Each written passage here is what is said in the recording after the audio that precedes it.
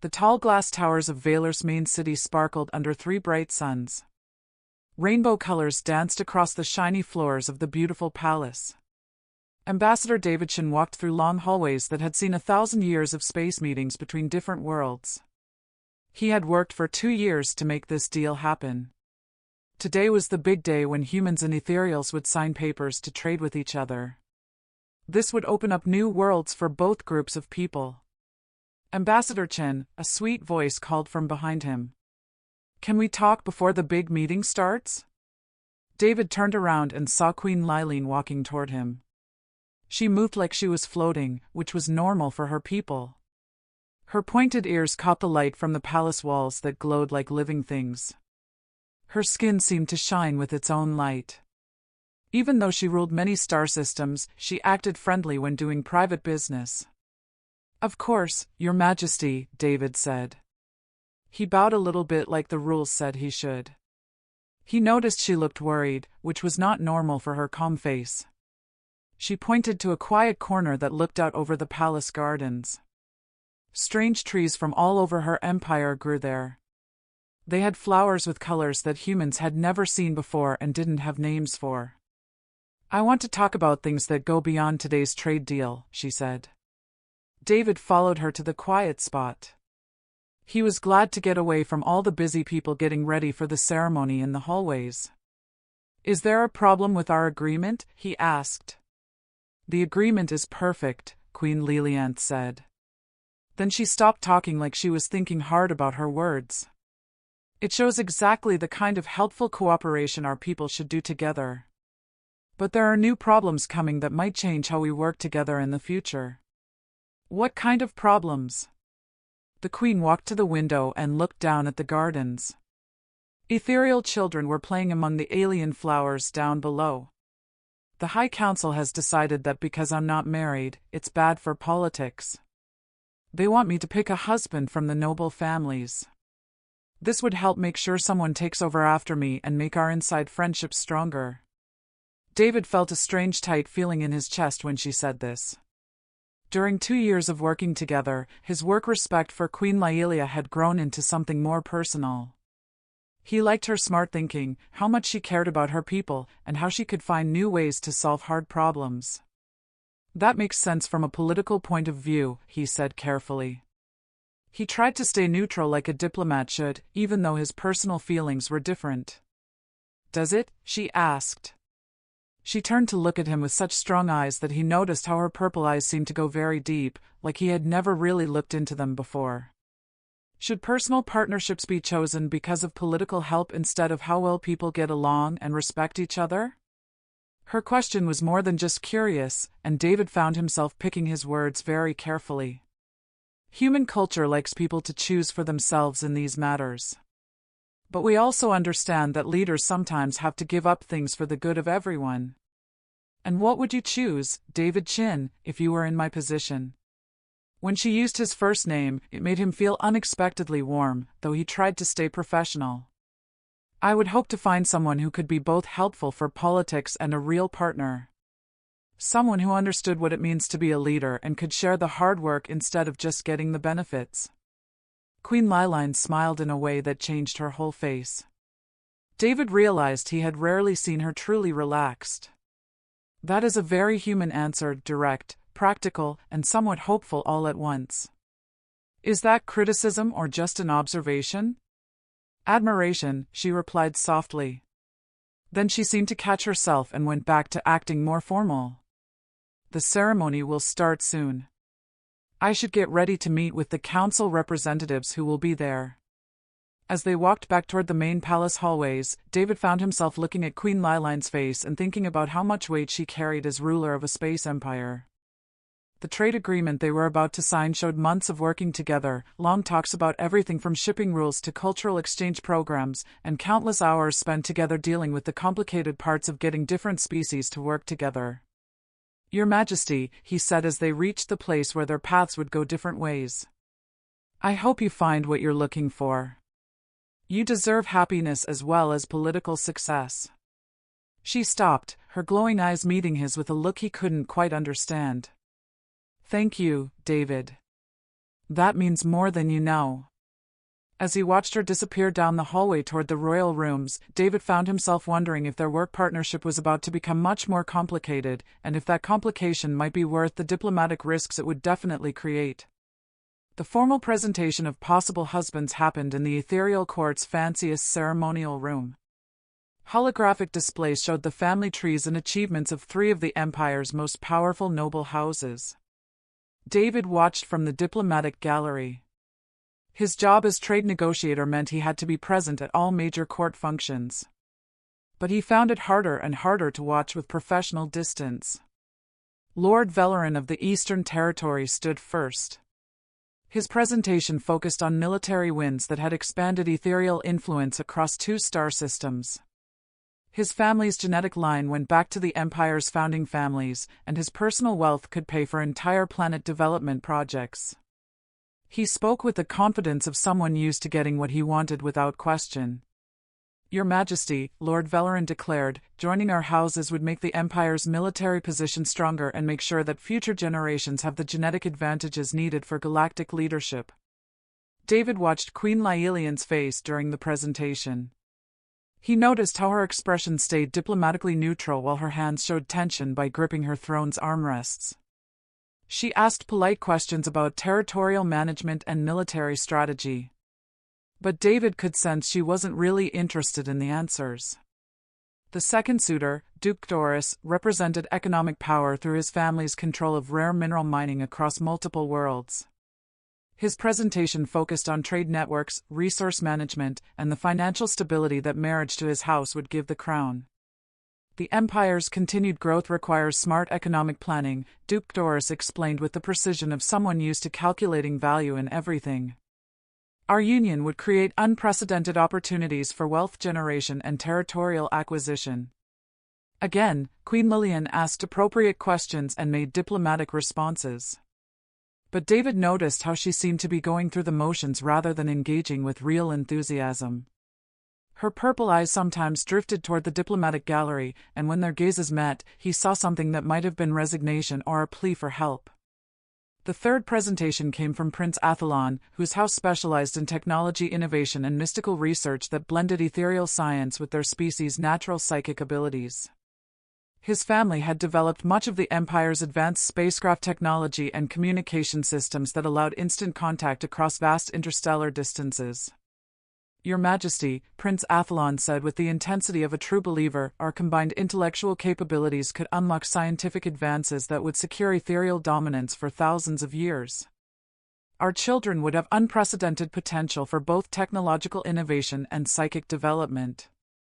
The presentation was impressive by any measure. Yet David found himself comparing all 3 suitors to his own interactions with Queen Liraf. None of them seemed to engage with her as an individual rather than as a political prize to be won. Their conversations focused on what she could provide them and their houses rather than what they might offer her beyond material advantages. The presentations conclude. "Tomorrow's formal selection ceremony," announced the court herald. "Her Majesty will think about it tonight and announce her decision before the assembled nobility." As the ceremony ended and the court began to leave, David found himself stopped by Queen Laelian's private secretary, an elderly ethereal named Miranet, who had served the royal house for over 2 centuries. "Ambassador Chen," Myron said quietly, "Her Majesty requests your presence in the Star Chamber for a consultation regarding tomorrow's trade agreement implementation." David nodded, though he suspected the meeting had little to do with trade protocols. The Star Chamber was Queen Lillian's private office, a smaller space where she conducted personal business away from the formal requirements of court protocol. He found her standing at the chamber's great window, which offered a wide view of the capital city and the spaceport, where ships from dozens of species arrived daily for trade and diplomacy. She had changed from her ceremonial robes into simpler clothes that made her seem more approachable, though no less royal. "David," she said without turning around, "tell me honestly, what did you think of today's presentations?" "They were impressive demonstrations of the Empire's internal strength and diversity," he replied diplomatically. "That's not what I asked." She turned to face him, her luminous skin reflecting the chamber's soft lighting. What did you think of them as potential partners for someone who must govern an interstellar empire while maintaining personal sanity and happiness? The directness of her question caught him off guard. Your Majesty, I'm not sure it's appropriate for me to comment on such personal matters. David, we've spent 2 years working together on problems that affect millions of lives. You've seen me make difficult decisions, handle crises, and balance competing interests. Your perspective on partnership compatibility is exactly what I need to hear. He studied her face, seeing vulnerability beneath the royal composure. Honestly, they all seemed more interested in what you represent than who you are. I didn't sense any of them trying to understand your actual thoughts or feelings about the challenges you face. And what would you look for in a partner if you were in my position? Someone who asks how your day went and actually listens to the answer. Someone who makes you laugh when the weight of decisions becomes overwhelming. Someone who disagrees with you when you're wrong but supports you when you're right. David paused, realizing how personal his response had become. Someone who sees the person behind the crown. Queen Lilinath smiled with genuine warmth for the first time all day. That is exactly what I hoped you would say. The grand selection ceremony was scheduled to begin at dawn, time to coincide with the rising of Vale's primary sun in accordance with ancient tradition. David arrived at the Crystal Throne Hall early, taking his assigned position in the diplomatic gallery while trying to maintain professional composure despite the personal investment he had developed in the outcome. The hall filled gradually with representatives from across the ethereal empire, noble houses, military commanders, provincial governors, and economic leaders whose collective presence represented the political foundation upon which Queen Liline's rule depended. The 3 suitors sat in positions of honor near the throne, each surrounded by family members and political allies who had traveled from across the empire to witness the historic selection. Distinguished guests, announced the court herald as the ceremony officially began. We gather to witness Her Majesty Queen Lilinath select her consort and establish the royal line that will guide our empire into the future. Queen Lilinath entered the hall wearing ceremonial robes that seemed woven from captured starlight, her crown catching the morning rays that streamed through the crystal ceiling. She moved with perfect regal bearing, acknowledging the assembly's formal bows before taking her place on the ancient throne that had been occupied by her ancestors for over 1,000 years. Before announcing my decision, she began, her voice carrying clearly through the hall's perfect acoustics, I wish to address the nature of leadership and partnership in our modern age.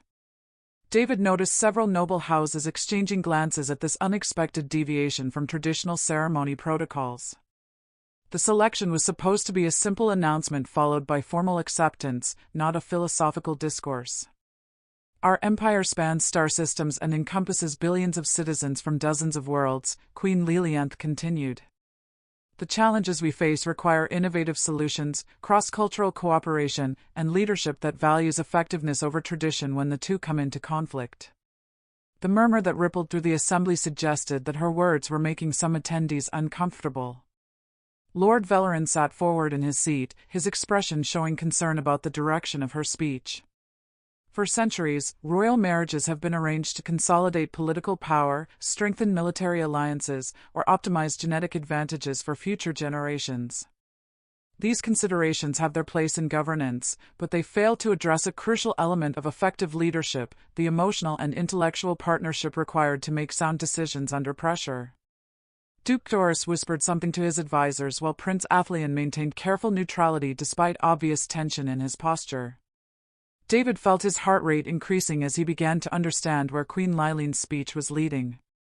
True partnership requires mutual respect, shared values, and a kind of trust that allows leaders to reveal vulnerability without fear of exploitation.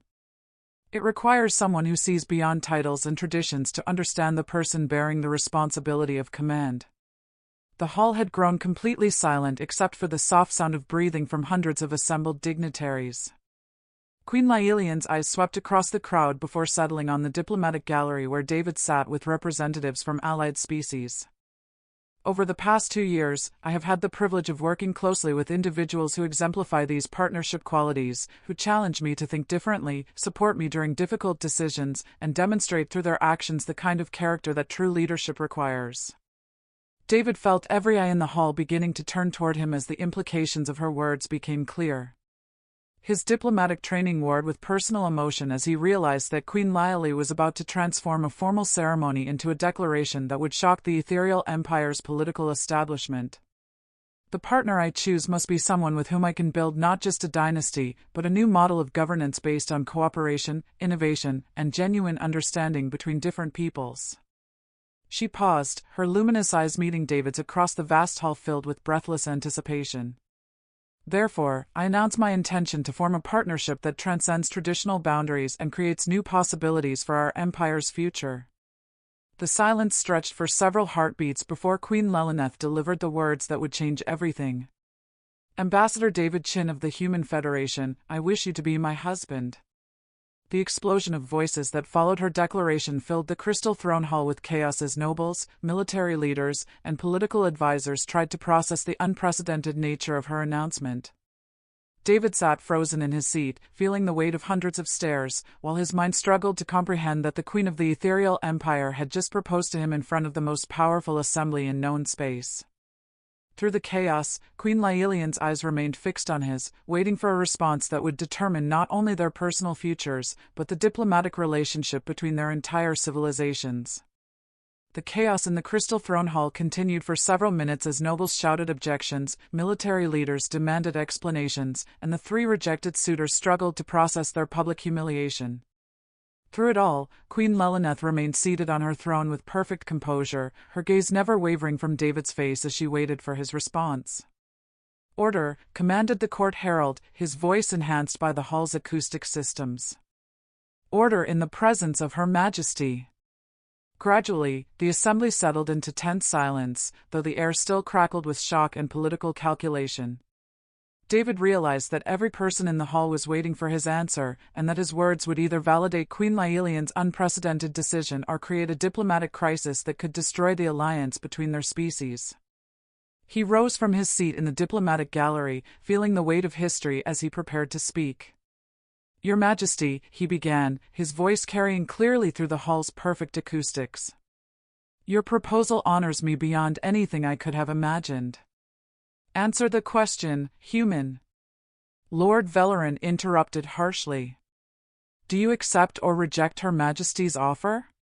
David looked at the angry noble, then back to Queen Laialf, whose expression showed no sign of doubt despite the magnitude of what she had risked. Lord Velerin, with respect, this is not a simple question that can be answered with a single word. He stepped forward, moving from the diplomatic gallery toward the throne area while the assembled crowd watched his every movement.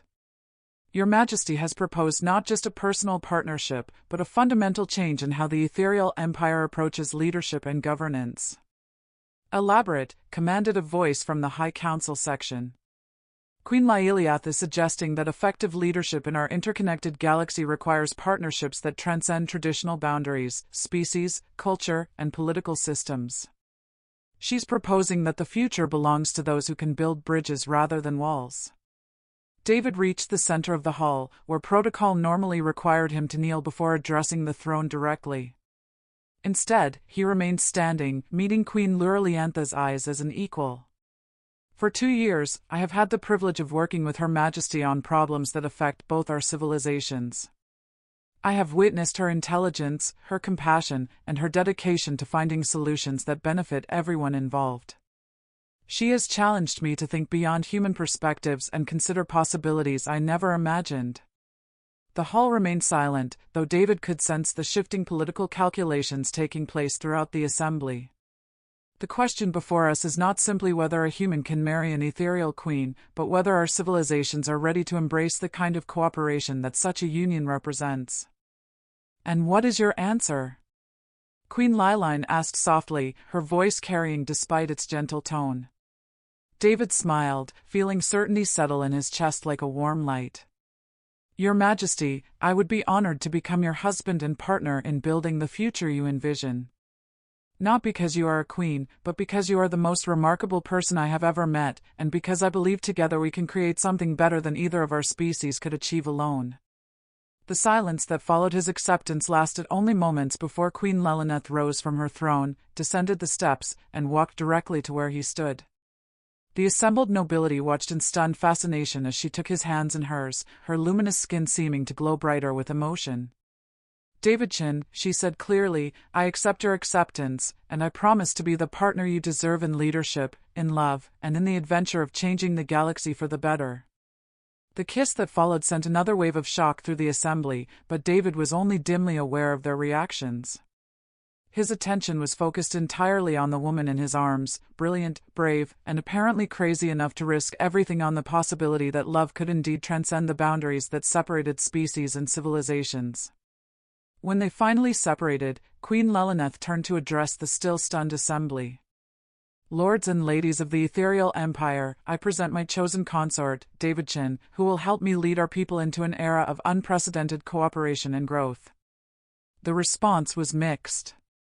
Some nobles offered formal congratulations, while others huddled in urgent consultation about the political implications. But David noticed that several younger members of the assembly appeared genuinely excited about the possibilities Queen Lillian's decision represented. There will be challenges, she admitted quietly as they stood together before the throne.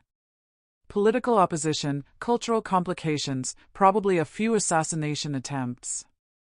Sounds like an interesting honeymoon, David replied with the kind of irreverent humor that had first caught her attention. Queen Lelyneth laughed, a sound of pure joy that echoed through the crystal throne hall and somehow made the morning sunlight seem brighter.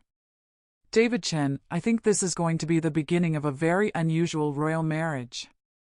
6 months later, as they stood together on the bridge of a joint human ethereal exploration vessel heading toward previously uncharted star systems, David reflected on how dramatically his life had changed. He was no longer just Ambassador Chen, but Prince Consort David, co-ruler of an interstellar empire and husband to the most fascinating woman in the galaxy. Any regrets? Queen Lelyneth asked, noting his contemplative mood as they watched new stars appear on the navigation display.